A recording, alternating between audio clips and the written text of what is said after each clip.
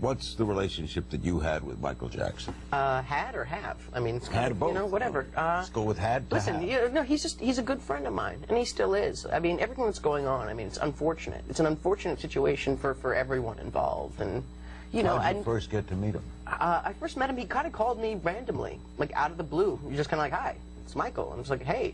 And the thing This is, was after Home Alone? This is after Home Alone. I actually had met him before I was doing Nutcracker at Lincoln Center. I was playing Fritz, and he came backstage one day, and I actually met him very briefly. And he kind of recognized me because it was after I'd done Uncle Buck, and so he kind of mentioned something. And then he calls me up kind of out of the blue, and it's kind of just this weird random thing. And he was like, "Why don't you come over to my house?" And the thing is, I didn't react to him the way most people did. Most people were like, Michael Jackson. And, you know, I mean, he was a god to people. And to me, he was, you know, I knew he was a pop singer, but beyond that, you know, I wasn't one of the fans. I think that's one of the reasons why we connected, was the fact that, you know, believe me, I call him a jerk all the time. I call him a fathead and this and that, you know, your and he brother gets knew it. him too? Yeah, no, we all did. I mean, he was, you know, a family friend. And what basically. happened at the house? That's what all these things that It's, people you know, are that's concerned what's so about. weird, you know. What did happen? Nothing happened, you know. I mean, nothing really. I mean, we played video games, you know. We you know, played it as Sleep an in the amusement bed? park.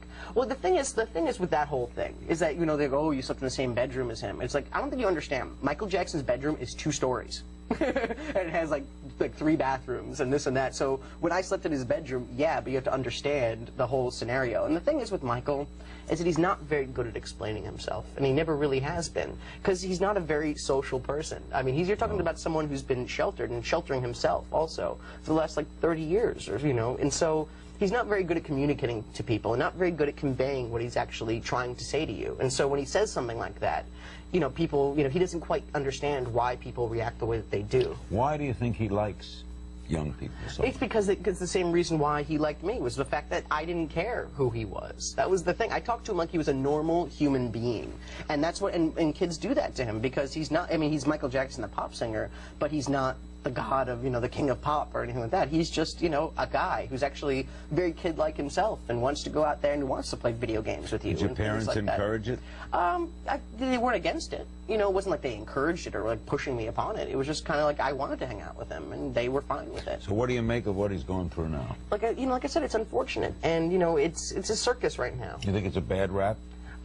You know, I think so. Yeah. I mean, it's, you know, I mean, listen, like, look what happened on the first time this happened to him. You know, if someone had done something like that to my kid, I would, you know, I wouldn't just settle for some money. You know, I'd make sure the guy was in jail. You know, and it just really goes to show. I mean, as soon as, you know, they got the money and they ran. I mean, that's really what happened the first time. And so, you know, I don't know. It's a little crazy, and I kind of have taken a step back from the whole thing, because it is a bit of a circus. And you know, if the same thing was happening to me, I wouldn't want to drag him into it, and vice versa. So I try my best to keep a distance from it, but like I said, he's still a friend of mine. If they asked you to be a character witness, would you appear? I guess so, but I'd probably not. I mean, like I said, it's crazy, and I don't really want to be a part of it, you know? But you like him?